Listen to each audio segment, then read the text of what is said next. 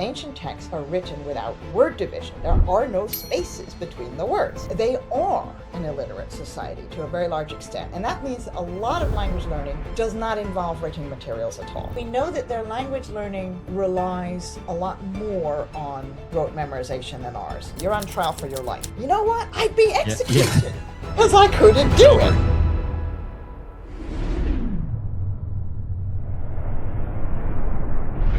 Eleanor, it's good to have you back. It's been a while. How are you doing? I'm fine, thanks. That's good. That's good. A lot to talk about. Your podcast did some crazy numbers and went viral, and a lot of people were very interested in what you had to say. And admittedly, we should probably do this in person sometime so we can go longer than an hour. But you guys are just going to have to deal with it. We've got it for an hour again. But could you give everybody just another background, just a simple understanding of who you are, what you do, and where your focus is? Sure. So I'm Eleanor Dickey. I'm professor of classics at the University of Reading in England, and I'm a linguist who works on language learning in the ancient world. So particularly learning of languages that are not your foreign language, especially how Greek speakers learned Latin and how Latin speakers learned Greek. And obviously, since those are a long time ago, I don't have direct access to the speakers. I'm not interviewing anybody or giving them tests. I'm looking at materials that survive, usually kind of accidentally, from the ancient world to kind of work out what they were doing and how well it worked. Mm-hmm. So those things that are left over, could you kind of get into what that is? Are we looking at tablets, little text, little books, scrolls? What's left over from these ancient language learners? So there's basically two categories of material, as with pretty much all surviving texts from the ancient world. There are little pieces that get dug up by archaeologists where the actual thing is ancient and the text on it is ancient. And then there are texts that have survived by being copied over and over again throughout the Middle Ages. And when we think about ancient literature, like if you think about the Bible, or you think about Homeric literature or Virgil, you're thinking about the things that have been copied over and over again, the things that were not actually lost.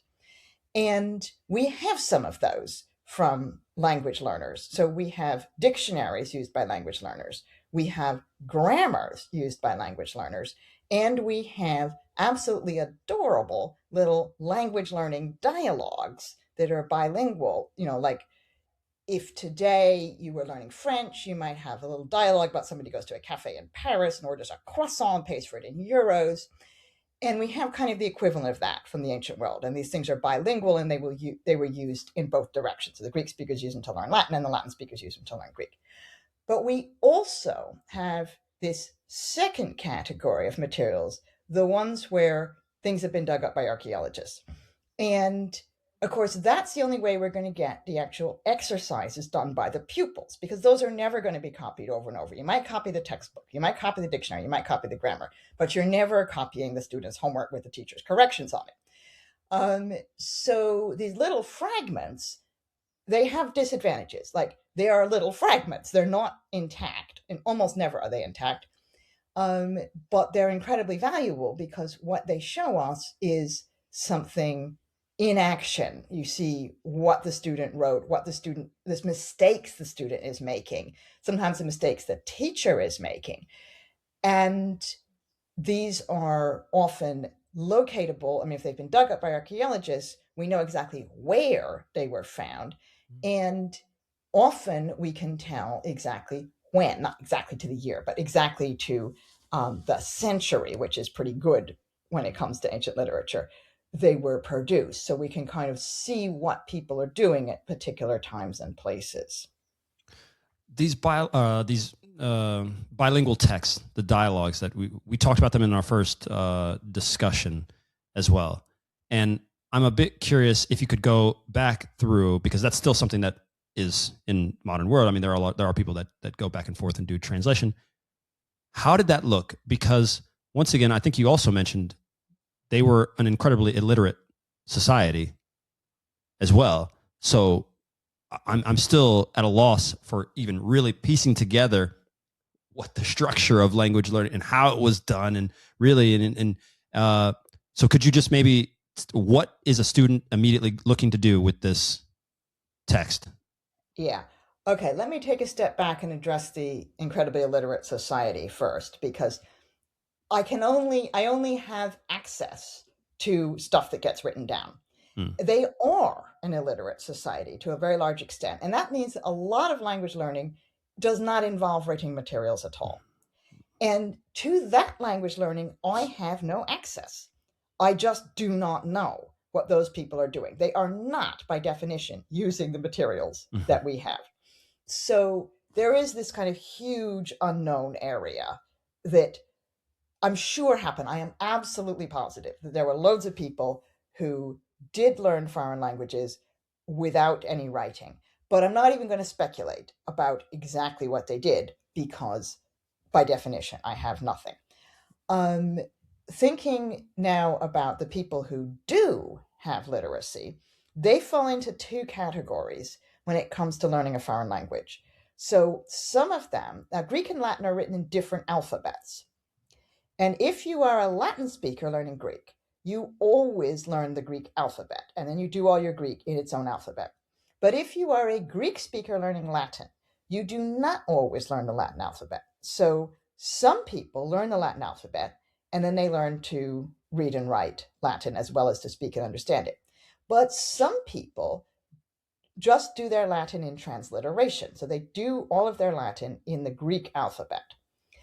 And since no Latin literature, no kind of real Latin texts are written that way, it's a pretty safe bet that these people are not trying to learn to read and write. They're just using writing in their own script, incidentally. They're trying to learn oral capacity. They want to speak and understand it, but they don't want to read and write. And so it's kind of interesting to see what they do, because we know exactly which texts are being used by these people, because those texts are in Greek script. And they do, for example, a lot more grammar than we would expect of somebody who's not trying to learn to read and write. But those people are also not the ones mainly who are using these dialogues. We have very few examples of the dialogues in transliteration. We do have one, so we know it sometimes happens, but it's unusual. So if we look at the bilingual dialogues, what are people doing with those? These are people who are literate to begin with and who have committed, on the whole, to learning the script as well as the language of the language that they're learning. And when you're trying to learn to read a foreign language in the ancient world, you have a terrible problem that we do not have today, which is that ancient texts are written without word division. There are no spaces between the words. And that makes it just impossible for a learner to tackle a genuine piece of writing in the other language. Because, with me, if I'm reading something in a language I don't know, I see a word that I don't know, and I can use various tools to look that word up and find out what it means. But if there are no word divisions, I don't know where the words begin and end. I can't isolate the thing I don't know and try to find it. So what you have to do as a language learner is learn vocab, vocab, vocab, vocab until you have enough vocab that you can actually divide those words up yourself. And therefore, the dialogues are mainly to help people learn a lot of vocab so that they can then be turned loose on a real text. And the way they work is that they are in two narrow columns. So you have, suppose you're a Greek speaker learning Latin, you have a Latin column on the left, and each line is one or maybe two or at most three words long. And then you have a Greek column on the right, which is an exact line for line equivalent. And these things are bilingually composed, so they write them so that this works. Each column, you can read it from top to bottom, it makes sense, it makes grammar. But you can read it across, and it's a dialogue, and it's a glossary. So you could cover up the right-hand column, the one in the language you already know, and you could read down the left-hand column. And anytime you get stuck, you know exactly which line to uncover to get a translation of exactly what you have not understood.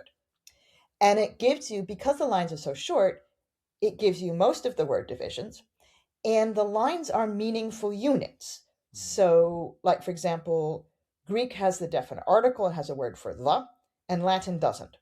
So, if you have horse in the Latin column, you're going to have maybe the horse in the Greek column, and the will be written on the same line as the horse, so that the learner can see that the goes with the horse. And you have the big horse, those are also going to be written all on the same line, so the learner can see that big goes with horse. So it's really kind of useful that way, but it's also useful because they're targeting vocabulary that you need for everyday interaction. So the Romans, they learn Greek in school, and so they have these dialogues about a child going to school and learning Greek. And they talk through everything he does from when he gets up in the morning. I'm afraid it always is a he, but we know that the dialogues were intended to be used by girls as well as boys because they specifically say so. But the main character is a boy. He gets up in the morning, he gets dressed, he goes to school, everything he does in the school day, and then he goes home to eat. And you sometimes get what he eats and kind of how he does it. So you get all of the words and all of the forms that you actually need to interact with people and talk about your day in school so that you can do it that way. Now, the Greek speakers who are learning Latin, they don't do it as children in school. They do it a bit later. And so they have dialogues about adults. And so you have, for example, somebody goes to visit a sick friend. How does that work? Somebody goes to court. Somebody borrows money, somebody repays the money, somebody goes shopping for clothes, somebody goes shopping for food, somebody goes to the Roman baths, somebody has a dinner party. Those are the kind of vocabulary things that you are learning. It is very clearly the vocab, the basic sort of core vocab that you need to function in the other language. Mm-hmm.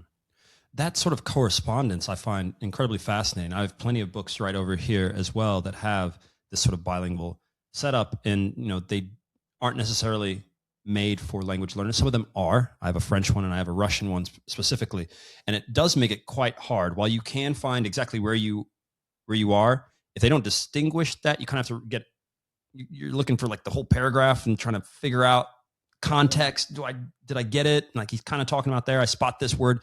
So that's interesting as a difference to chunk it down. And I mean, it definitely correlates with kind of the way that I've gone with this in this approach. One last question on these kids as well as the people that are using this. Are these the elites, quote unquote? Are these the rich people that are able to read? There's that trope, general myth in society. Is that the case or no? They're not the bottom of the social scale, certainly, because school is not free. So you are only going to school if your parents can pay for it. But that doesn't mean it's not just the very top either. So there's a lot of argument about how much literacy there was in the ancient world, and it clearly was different at different times and places. And Roman Egypt is where I have the best evidence because owing to the dry climate in Egypt, we have a lot of those actual ancient fragments preserved. And there, it's pretty clear that it's a trilingual country on the whole. I mean, there's a gazillion languages spoken, but three main languages. There is Egyptian, which is spoken by the kind of bottom 30, 40, maybe even 50%, socially speaking. And when those people read and write, they are reading and writing Egyptian. Then you have a Greek level, which is most of the top half or so of society. And those people are kind of they're pretty much all of them richer than the Egyptians. That's just how it goes. The Greek speakers conquered Egypt and the Egyptians have been subordinated. And so the literacy level is way higher among the Greek speakers than it is among the Egyptian speakers. Egyptian speakers do sometimes read and write. It's not like there's no literacy there. But Greek speakers, there's just many more of them going to school. But they're not all going to school. There's definitely Greek speakers who are not literate. Mm-hmm. And then there are the Latin speakers. And the Latin speakers are kind of two sets of them. One is the the kind of high administrators who get moved into Egypt for a period, or soldiers in the army from somewhere else who get moved into Egypt for a period. And those people, like, Latin is their main language, but they will know Greek because that's the way the Roman education system goes. They have studied Greek in school. And then sometimes those people might settle in Egypt and, get married and have children and raise those children bilingually. And then you have people who are bilingual native speakers. So to go back to sort of who's literate, I'd say the Latin speakers are probably all of them literate, but they're a very small group.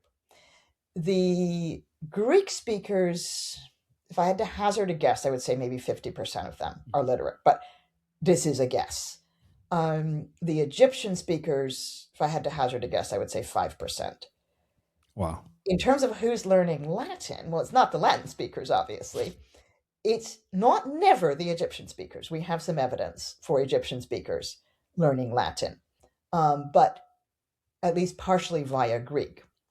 Because if you want to move into those circles, you're going to start by learning Greek. Greek speakers who learn Latin, it's not a cultural imperative. You don't learn Latin to raise your socioeconomic status, basically. You learn Latin because it's useful, because you want to go into a specific career that requires Latin. For example, you want to be a lawyer. Roman law is used to govern a significant amount of Egypt, and Roman law is done in Latin. So if you want to be a lawyer, you study Latin. Mm-hmm. So those people are the middle classes. It is not the upper classes in Egypt. I would say it's probably more middle class speakers of Greek learning Latin than the absolute elite. In Rome, where we have less good evidence, it does look as though the top levels are all learning Greek. Uh-huh. But the middle levels are too. Okay. Well, I'm gonna come back to that at the end when we talk specifically about those languages as well and their structure. But for now, I want to go to something else that you mentioned. Their memory, right? Obviously, being fantastically greater, and I mean, it's still speculative on my end, let's just say, but not having the amount of distractions, the amount of things, and the amount of writing things, and the amount of machines around them that were able to simply hold data and information. You would need to. I've witnessed it myself. I can tell you every phone number up until 2000, and then there's an immediate drop off, right, where I know none. So their memory, and now I've read Giordano Bruno. I've been, had touches there with, from the Renaissance period, and these guys with these memory techniques, which of course, many of them, of course, citing ancient techniques. How much did that play a role in their everyday life, and how much did that play a role in their language learning, facilitating memory training, anything like that? What sort of evidence, or is there anything there?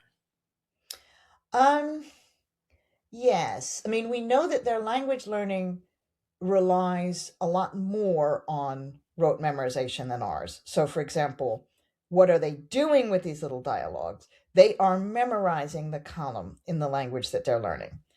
And then they're using the column in the language that they already know to make sure they understand it. But then, having memorized it, they're going to go and perform it to show that they've got it by heart, and then they'll memorize another chunk. So their language learning consists much more of rote memorization than ours, and the rote memorization is being done in school. So I may ask my students to memorize something, but I never expect them to do it actually during class. You do the memorization for homework. What am I doing with my students in class? I'm doing things that require them to think. So I might ask them to translate something. I might ask them to maybe write something in the other language. I might ask them to decipher things in various ways, but I want them to think in class. I never, ever want them to memorize during class time. Mm-hmm. And the overall amount of memorization that we ask for is way less, because that's not how our education system works. We want our students to read and think, and as part of that process to kind of naturally pick up knowledge from reading and thinking. But that's just not how it works in the ancient world. The education consists to a very large extent of memorization. Even like your initial education in your first language has a lot more memorization than ours. So like we have to learn the letters of the alphabet, right? That's memorization. But once we've learned the letters of the alphabet, we move on to using them to decipher words. Whereas in the ancient world, there's an intermediate stage between letters and words. There is syllables, and you memorize the syllables. So ba be bi bo boo, ga ge gi go goo, etc. And you have to be able, just the way with the letters, you have to be able to say the name and write the correct shape. So with the syllables, you have to be able to write the correct shape when somebody says the name, and when somebody shows you the written form, you have to be able to recite it, basically. So there's more memorization kind of even within your own language in the literacy learning process. And they also learn lists of vocabulary even within their own language in a way that we just don't do. Okay. So they're used to memorization, and then they apply those skills to learning a foreign language. And the other side of that is they're doing a lot less of the kind of active thinking and decipherment that I expect my students to do today. Do you see any advantage to that? Not being able to pull out a simple speaker from there, do you think that they had any more of an advantage for having trained their memory more than we do at all? Well, yes, that they had a lot of stuff in their heads that they could pull out very quickly. And they had an amazing ability to quickly put more stuff in their heads. So, for example, they could write a speech to deliver in court, and they could memorize that speech verbatim and then go into court and deliver it. And that's just not something that we could do. And I'm not talking students here. If somebody handed me a speech and they said, okay, you're on trial for your life, whether or not you get off depends on your ability to memorize this speech and deliver it verbatim in court. You know what? I'd be executed because I couldn't do it. But they could. Ordinary people could. Wow. So they had skills that we don't have, which were clearly immensely advantageous in their world. That comes at a cost. There are things that they didn't learn while they were learning that. They have a lot less of the thinking skills and the deciphering skills that we expect our students to have even from a young age. So definitely there's something that we've lost. We don't have those skills. We live in a society where those skills are less necessary. If I am on trial for my life, I don't have to recite a speech from memory in order to save my life. And arguably that's better, that people's ability to deliver speeches from memory should not be relevant to whether or not they're executed.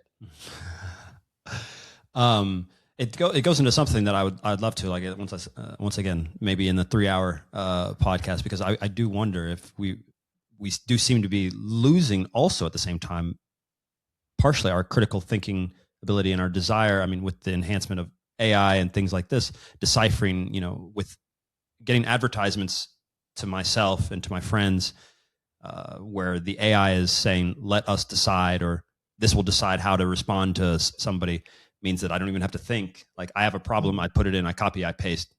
At this point, I've relinquished all of my decision making and all of my critical thinking, and that seems like an issue also, because I would hope to have a society that's full of independent critical thinkers that can help decide which way we should go. That's a separate subject. But I'm really curious now, are you familiar at all with Heinrich Schliemann, the polyglot? Somewhat, yes. Somewhat. You know how writing was very critical in his method. Were ancient students at all, right? I mean, we have these texts. Who wrote those texts? And I mean, we don't have the students writing per se, but would I, after school, in practicing for my performance, Was I able to go home and write it out? And You then, were. You okay. were. And in fact, normally speaking, step one, how are you going to have a copy of the textbook? Because books are only reproduced by being written out by hand. Get a roll of papyrus and you start writing. Now, obviously, if you're rich, you can get daddy to pay for somebody else to copy that, either by buying a sort of pre-made copy or borrowing a copy and paying a professional scribe to write it, or by having a slave who has been specially trained who writes it. The slave you don't have to pay, but it's still something that's only available to rich Mhm. kids. And lots of kids in school are not that rich. And even if they are, daddy's going to hesitate about that because it's generally believed that it's good for Junior to copy out his own textbooks. So, step one in the acquisition of your textbook is very often that you make a copy of it.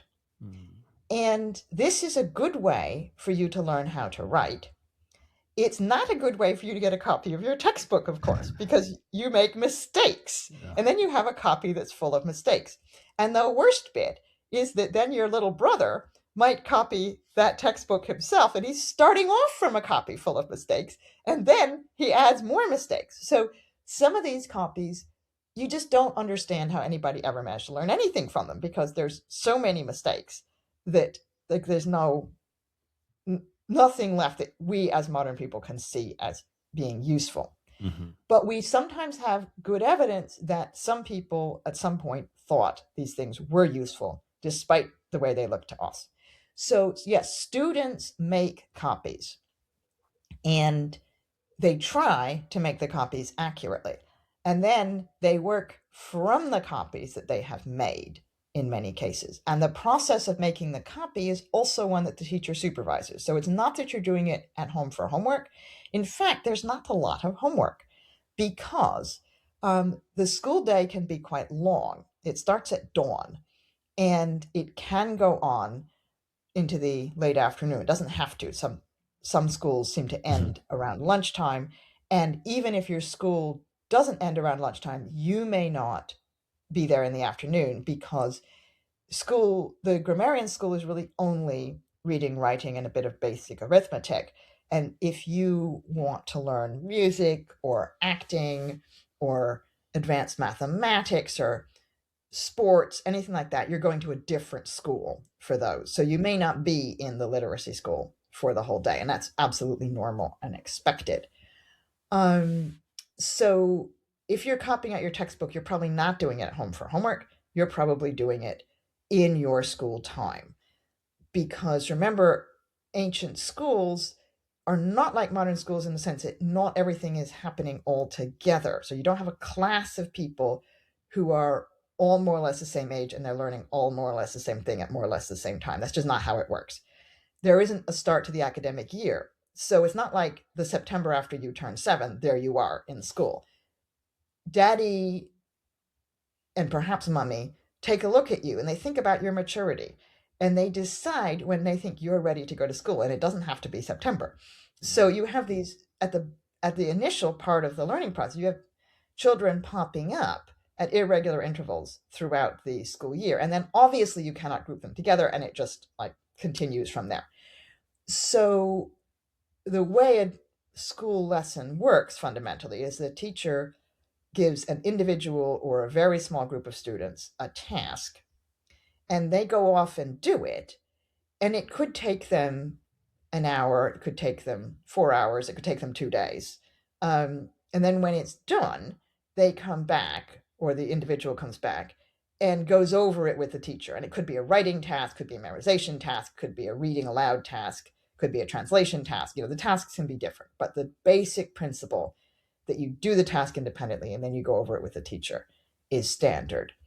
And therefore, the writing task, that's part of how you're learning to write. So you copy out your textbook, you do it in chunks, and at the end of every chunk, you go talk to the teacher about it, and the teacher takes a look and says, it's really high time you learned how to make your news look different from your upsilons.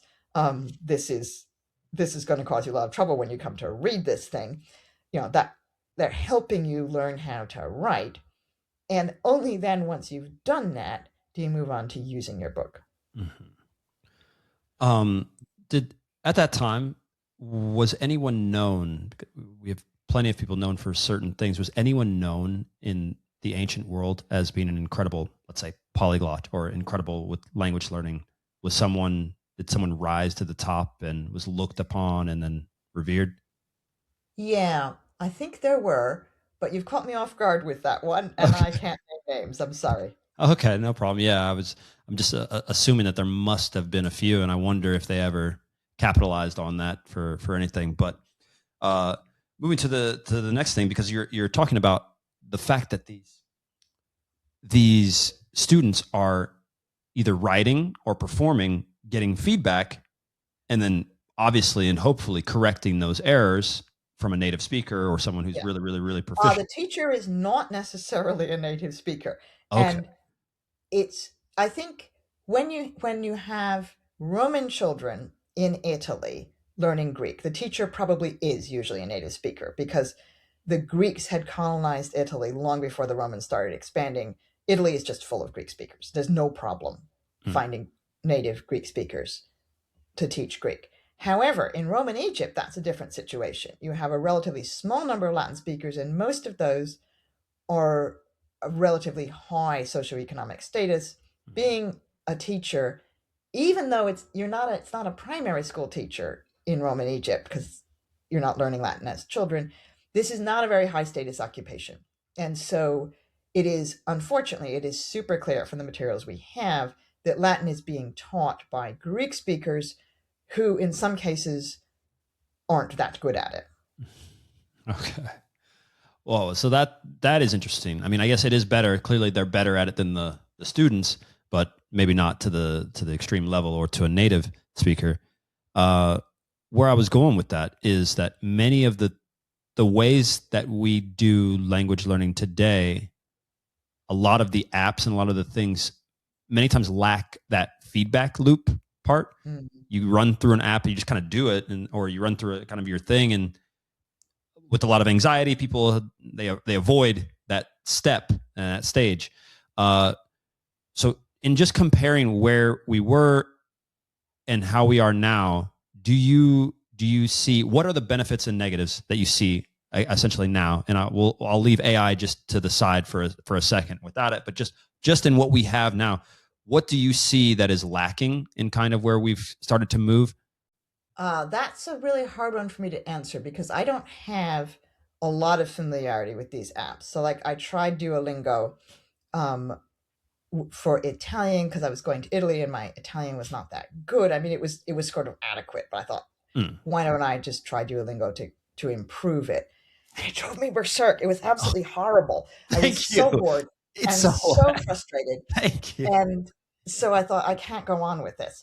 And that is like my one attempt to try getting help from technology at language learning. And I went back to my preferred method of learning Italian, which is to pick up a book in Italian that kind of is at a level that I can cope with like from an author that I know I like the works of, Sure. with a plot that I can follow even with not perfect Italian. And that just works better for me. Sure. Plus, of course, actually interacting with people in Italy. So I don't think I'm the best person to talk about the apps and Sure. and the pluses and minuses. I'm sorry about that, but I don't have the knowledge. Not at all. I think your anecdotal, just that pure anecdote alone, which coincides with other linguists that I've spoken with, who are really who have made this, their life's mission. You guys seem to continue to echo the same thing. I know, and you don't dabble too much into the apps clearly because that's not what you're doing, not necessarily your focus, but it tends to come back. Me as a person who's definitely been exposed to way more of those and had access to that, I can say that factor that you just talked about, you had an interest in the book, or sorry, you're going to Italy, or you want to learn Italian. You have an interest in the book or the writer or the person like that, and you hope to obviously communicate with those people. That alone seems to be more rewarding than the amount of it. Clearly, I don't know everyone, but I have many friends who spent many time on many apps, including Duolingo, for a long time, then moved to the country and realized that they did not in fact, at all speak the language. Mm. So now it is worth just tapping into the AI. Have you spent any time with AI? I mean, it must also be, I know it must be helping at least your field some with texts, maybe, and finishing fragments or maybe understanding stuff. How has it affected your work? I mean, I will sometimes use AI translations when I encounter something in a language that I don't know, like Hebrew. My knowledge of Hebrew is just so limited that if I need to communicate with somebody who's sending me emails in Hebrew, there is only one solution here. And so, yeah, I've done that kind of thing. I would really hesitate to use it for scholarly literature, but I have very occasionally done that as Mm-hmm. well. Again, when it's a language like Hebrew, where there isn't, there is no way that Sure. I'm going to manage this on Right. my own. But because when I use one of those translation programs for something that I do know, occasionally I do that to test it, especially anything I'm going to give my students. I will often run it through something to see so that I will recognize what happens if my students do. Um, the results are often poor, and it makes me nervous if I'm using it for, say, Hebrew, where I can't check it because my Hebrew isn't good enough. Then there's a real question in my mind as to whether what I've got is actually what was originally said. And sometimes it doesn't make any sense. And then I'm pretty sure it's not what was originally Yeah. said. Now, of course, that can happen with people as well. So, particularly with scholarly work, when you're trying to use a lot of specialized technical terminology, even a professional translator, a kind of high quality professional translator, may not be familiar with that terminology Sure. and may produce something. If you're, like when people often are translating into English, you end up with English. It sounds good, it's grammatical. What it says is factually wrong. And sometimes what the original author said was not factually wrong. And these like serious factual mistakes get introduced into people's work in a translation process. And that can be an AI translation process or a human translation process. It can go both ways. But the result is the same, that the original author is then being blamed for having got the facts wrong when that's not actually what happened. I'm gonna shift this to a really interesting question. I'm surprised I didn't ask you the very first time around. But in my reading, I read different Renaissance authors also as well, and I've run into this idea that Greek, ancient Greek, or obviously Greek at the time, had held this status of being a more, not necessarily elite language, but almost a better, quote unquote, better language than Latin. Now, was that just because Greek were running around conquering and they were winning? No, that's Okay. not quite. This is a really interesting story. So originally, go back to like the 5th century BC. Basically, Greek is a language that is spoken by people who are ethnically Greek, just the way other languages are spoken by, like Latin at that period, it's being spoken by people who are ethnically Latin, which means a certain region in Italy. And Oscan is being spoken by the Oscans, etc. But Greek expands beyond that base. And that has a lot to do with Alexander the Great, where people think, oh, Alexander the Great, he conquered the Eastern Mediterranean, he brought lots of Greek speakers who settled there, and that's why everybody ended up speaking Greek. Mhm. But it's more complicated than that, because yes, Alexander the Great obviously did conquer the Eastern Mediterranean, but actually he was responsible for a very small number of Greek speakers settling in those areas. Those Greek speakers, however, were they were the people in charge because they'd just been conquered. Mhm. And so they caused other people to decide to learn Greek. And at least in Egypt, where again we have more evidence in Egypt than anywhere else, um, the new elite of Greek speakers, they wanted there to be more Greek speakers. They actively wanted to broaden that base because Egypt had an immense history, and it was a very well organized, well centralized, well functioning country with an enormous and efficient and good bureaucracy. Mhm. And that bureaucracy was always in Egyptian, right? Because, I mean, for thousands of years, this country had been doing things in Egyptian. And that means that the new elite cannot understand it. Now, of course, they could have chosen to learn Egyptian, but Egyptian is hard. And actually, in terms of the writing system, Greek is just phenomenally easier because it's written in an alphabet, right, which, there's 20 odd letters. Exactly how many letters depends on which version of the alphabet. It's not that many that you need to learn. And then you basically write things down the way they sound. And alphabet's a phenomenally good writing system. And so if what you want the language for is mainly for the writing, rather than learning Egyptian, which is written in hard systems, you want something like Greek. Plus, if Greek is your language, you just naturally want Greek. So they wanted to change the bureaucracy, and so they started giving lots of incentives to the populace to become Greeks. And suddenly, there's this explosion in the number of elementary school teachers, Greek elementary school teachers. There are like way more elementary school teachers than could possibly be explained by the number of children that the Greek-speaking families could have had, even if you assume an amazing birth rate and no infant mortality. The Greek speakers couldn't have produced that many children. Yeah. So what's happening is clearly the Egyptians are using those schools. Now, what I don't know is it Egyptian children, or is it actually the adult bureaucrats are simply retraining? They're going back to school in another language, they're learning the language, and they're keeping their jobs in the bureaucracy.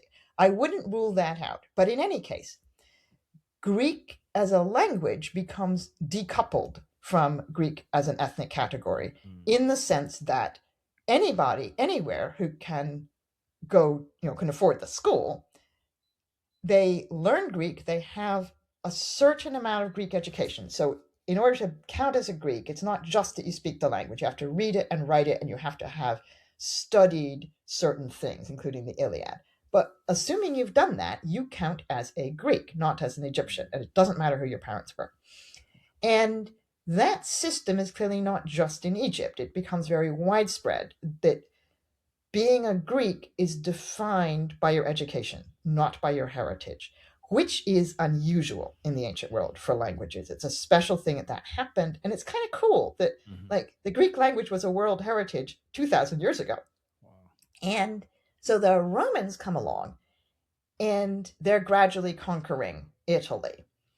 And they encounter these Greek speakers who have this perspective on Greek, that Greek is what makes you a member of the elite, not your heritage, but your education in Greek. And the Romans don't accept that. They say, nonsense, we're going to conquer you. It's not like the Greeks are conquering them. They are conquering the Greeks. And the Greeks say, you guys are barbarians. These are the Italian Greeks. And the Romans say, okay, you think I'm a barbarian, I'm going to kill you. And so then they've conquered all of the Greek speakers in Italy. And instead of saying, okay, we accept that you are better than we are, the Greek speakers say, you guys are still barbarians. You got bigger swords than we do. You got better military technology, but you're barbarians with bigger swords. And the Romans think about this for a while, and they think, you know what? If you can't lick them, join them. And so they then start learning Greek. And so it's this idea that having a Greek education makes you a member of the elite, which the Romans eventually accept, even though the Romans are the elite, right? They have conquered the Greek speakers in Italy, and they then go on to conquer the Greek speakers in Greece and everywhere else in the Mediterranean. There are no Greek speakers left by the year 1 that have not been brought under Roman control. But nevertheless, the Romans have bought into this concept that in order to be a member of the elite, you need to know Greek. So that's where that comes from, really. It's not that the Greek language is better, it's that it has this social cachet.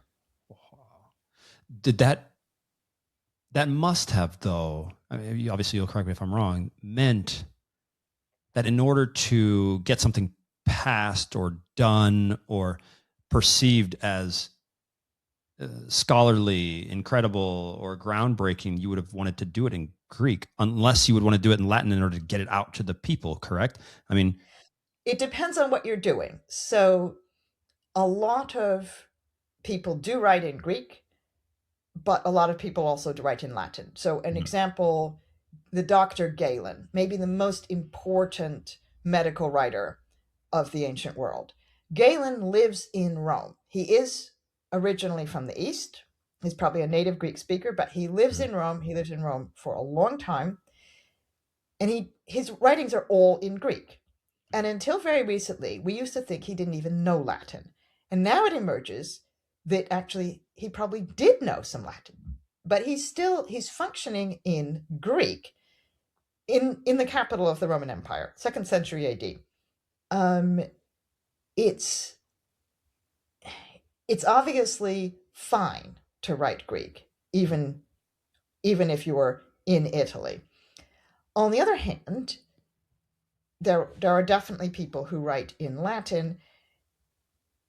And if you really want to get it out to the people, then you got to write it in both languages, because of course half the people speak Greek, half the people speak Latin, and then there's another half that speaks something else. So like if the Roman Senate passes a decree, or an emperor makes a decree, like say in 301 AD, the Edict of Diocletian, the Emperor Diocletian says, we got too much inflation. I've got a good solution here. I'm going to post a list of maximum prices, and anybody's caught selling anything for more than is on this list, bang, off goes his head. Right. And so, of course, you have to publish this whole list of prices, right? People have to be able to read it. So you have a Latin version of it and a Greek version of it, and you instruct on pain of death the cities in the East to publish the Greek version, and that publish means inscribe on stone and put up in a public place. Mm-hmm. And the ones in the West put up the Latin version of it.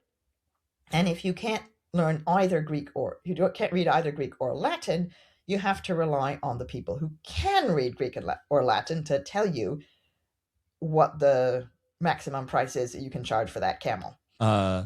And yeah, that's wild, actually, the fact that that was still happening. I'm very curious about how these languages also spread, especially in places where there wasn't that many. I mean, how a lingua franca actually becomes that. I'm reading an interesting book called Proto, which is I can't remember the author's name, but it's on the Proto-Indo-European.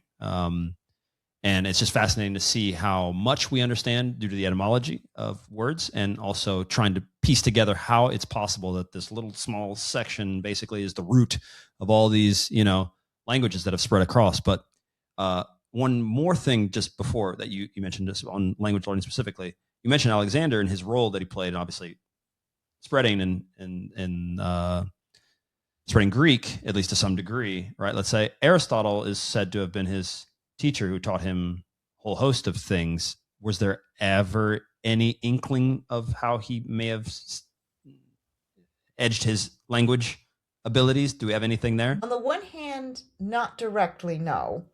On the other hand, it is clear that Macedonian was different from normal Greek. So in the classical period, there is no such thing as like a standard Greek. Every single city has a different dialect, which they're mutually intelligible, but they're obviously not the same.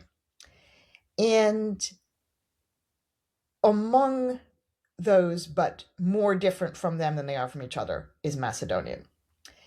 And then Philip II, the father of Alexander, conquers Greece. And somehow the language that the Macedonians use to kind of run their empire, starting at least with Philip and then going on to Alexander, is Greek. It's not the Macedonian version. It's a kind of homogenized version of what's spoken in Greece. Could Aristotle have played a role in that? He might have. I won't rule it out. I do think it goes back to Philip, or maybe it goes back before Philip, but I don't think it's new with Alexander. However, Alexander certainly could have established Macedonian across the entire East, and that isn't what he does. Right. He establishes Greek across the entire East. So maybe Aristotle played a role in that, but maybe he didn't. Mm-hmm, mm-hmm. when we were talking about Greek and obviously the alphabet, just being great for writing 20 more or less characters, let's say, um, and Egyptian being, like you said, difficult or hard. I mean, we're speaking about hieroglyphs, correct? It's Or complicated. So there's actually three different ways that Egyptian can be written. So there's hieroglyphs, which is a really, really old system by the time the Greeks come. okay, And it's it's used for certain kinds of text. So if you have great inscriptions on temple walls, for example. But then you have hieratic and demotic, which are other writing systems used for the language, and in particular used for later versions of the language. Because one of the issues with hieroglyphs is it was established thousands of years previously, so it's writing, right, right, imagine if we were trying to write English without having really changed a writing system that was designed for Anglo-Saxon. yeah. It would be hard. Um, and so there are these updated systems, and I'm not an Egyptologist, and I don't really know a lot about them, but I know that they are still hard. hmm Yeah, no, I mean, yeah, I have no doubt. I where I was going with that, I was just curious because of the way it had already been planted in my head about Greek, and then I'm thinking if they're running away from that. Obviously, if they're running away from Egyptian because it's hard, and I'm thinking about hieroglyphs, and the way that language, like you said, you're not an Egyptologist. I'm just a dumb guy, but it's funny to me to imagine looking at hieroglyphs and the way it is. I've got an interesting book here. The amount of information that gets packed into a hieroglyph, from my meager understanding, is that a picture can signify essentially this spring and what happens at the spring and this certain smell or this certain it's so deep, it seems so rich in its ability to convey something, just one little image. And obviously we have these alphabet and these letters, and L just means L to me. I have no scent or sense, or it's just L. I don't care. L needs to be packaged with something for me to care about it at all. So I'm amazed at what is possibly able to be put across if there is a language that's so rich like that. I find that interesting. I don't know how that was taught. I don't know how you would even begin to teach someone that. But to kind of start to close these things out, I want to at least just talk about modern day here now. And obviously you have students and you're teaching and you're showing these. What do you emphasize for people that are trying to learn? I mean, you've got a very rich understanding of language learning and just how people were doing it. Could you just lay out? I mean, I know I talked last time about what you would do yourself, but now, given the society, I mean, what we all have, and we have the phones, we have all this. What would you say to someone that's going about language learning, just in general, just your general rules on what should push for? Yeah. Actually, what I would say is people's brains are really, really different, and there is no one best method that works for everyone. So, what is really key, I would say, to somebody who's just embarking language learning is shop around, try different methods, and find out what clicks for you personally. Because, for example, there are a lot of people who they really need to speak. That speaking and hearing and understanding, these are very, very important for their language learning. And that makes a lot of sense because, among other things, there are parts of your brain that are not connected to your eyes, but they are connected to your ears. And so if your language learning doesn't involve a sound component, then you're trying to learn the language with only part of your brain. And obviously, it's going to be easier if you use more of your brain. But then there are other people for whom that just doesn't work. They feel inhibited about speaking. They are shy about opening their mouths. That's actually why they want to learn an ancient language, is because they're not going to have to speak it. And for those people, it's not a good idea to be trying to focus on the oral production. And it's not just that one point. That's just an illustration of all the different ways that people's brains are different. I've tried giving my students tests on different kinds of learning methods where they learn the same amount of material for the same amount of time in different methods and find out which one works. And that's what I would say to people. Try to see what works best for you and then use that method. Mm-hmm. Yeah, I mean that echoes wholeheartedly with what we go. I mean, it's very tough, and as you can imagine, I know you probably, I would imagine you don't know this stat, but Duolingo, what you mentioned that you tried, has 500 million users. It has about 133 million monthly users, and so most of the time, right now, what we go to is just what's in our face, right? I mean, with an overload of information, so you tend not to get people to try different things. We kind of just, I've got a million things. I got bills to pay. I got a job. I just take what's in front of me. And I think it's really important that people do, like you said, understand there is no perfect method. There is probably something perfect for you.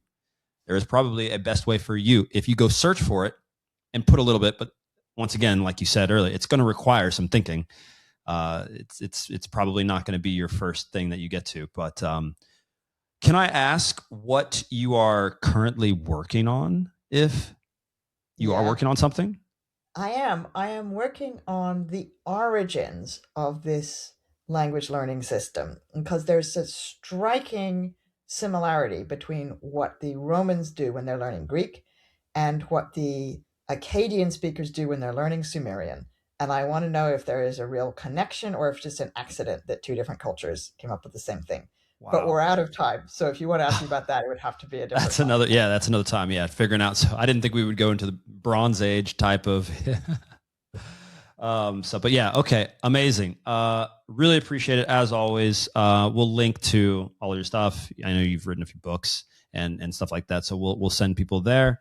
Do you have a specific website or anything at the current time? I have an academia.edu website, but it might not be worth linking to that. I mean, that's Okay, for like professionals. It's useful because I put like practically all of my articles.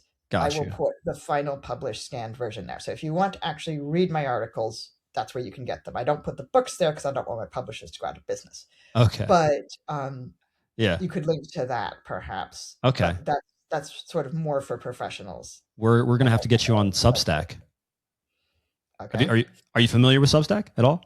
No, I'm not. We're Sorry. gonna have to get you on Substack. I think they'd have quite a people. So please, guys, put it in the comments if you'd like to see Eleanor's stuff on Substack. It's just simply a place where people put articles and stuff like this. It's more accessible, and yeah, we'll link to some of that stuff on our own Substack, guys. We've got one there as well. But Eleanor, thanks again, and we'll see you in the next one. Great. You're welcome.